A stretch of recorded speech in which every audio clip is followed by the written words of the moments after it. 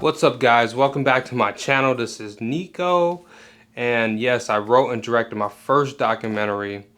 So I was tasked to make a 4-minute documentary over covering the evolution of something of my choice in the motion picture industry. So I chose African American actors starting from 1900s to the early 2000s. Sit back, relax, grab your popcorn, and let's watch.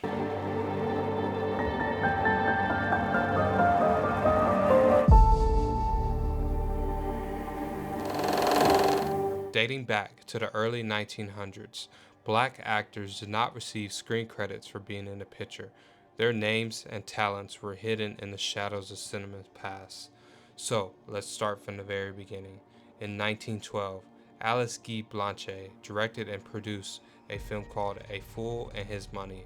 This groundbreaking film marked an important milestone in the history of African Americans in the motion picture industry by being the first picture with the entirely black cast. In 1914, only 2 years later, Sam Lucas was the first African American to star in a white feature film called Uncle Tom's Cabin.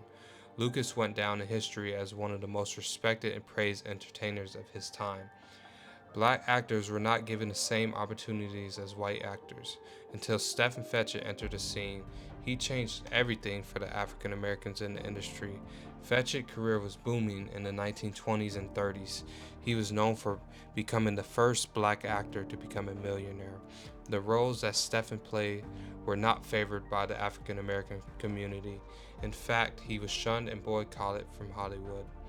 In 1939, the first Academy Award for Best Supporting Actress was awarded to Hattie McDaniel in the 1950s and 60s. Sidney Poitier and Harry Belafonte dominated this area.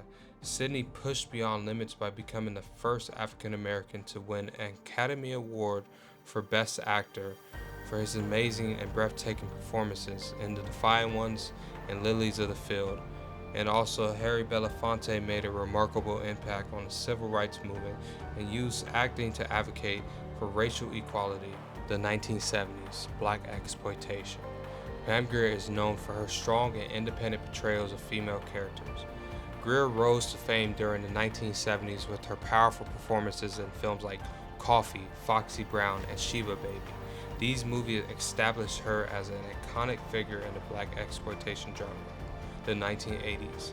Eddie Murphy's comedic talent and charismatic presence quickly propelled him to stardom. He made his mark in the film industry with outstanding performances in movies like 48 Hours, Trading Places, and Beverly Hills Cop. These films showcase his incredible talent. For that, he is now one of the most beloved actors of his time. The 1990s. Will Smith rose to fame in the 90s with his hit show Fresh Prince of Bel-Air. He gained worldwide recognition for the show. In 1995, successfully transitioned to the big screen with Bad Boys, co-starring Martin Lawrence, and following after that, Independence Day and Men in Black, which is an all-time favorite film for me. The early 2000s. In the early 2000s, Denzel Washington captivated a wide range of characters throughout his many films. Picture after picture, Denzel has been acknowledged and rewarded for many of his roles, but he did not stop there. Denzel then began to direct and produce his own films, making him a highly adaptable and inspiring model in the motion picture industry. With all this being said, all these very important men and women in the industry has inspired each and every one decade after decade to push through the limits and defeat the odds. To me, it seems no more than dust a plaque of gold. It opens the doors of this room, moves back the walls, and enables us to embrace the whole of America. An America that we love. An America that, almost alone in the world today, recognizes and pays tribute to those who give of their best, regardless of creed, race, or color.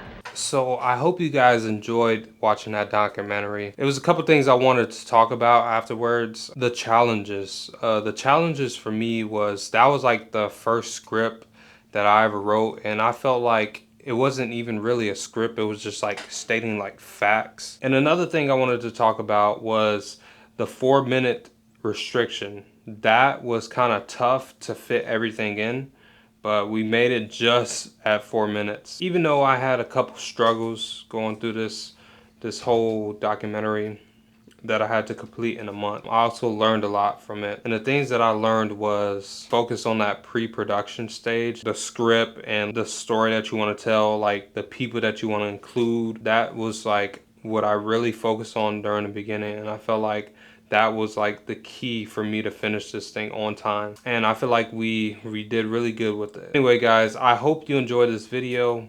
Please like and subscribe and stay tuned for the next one.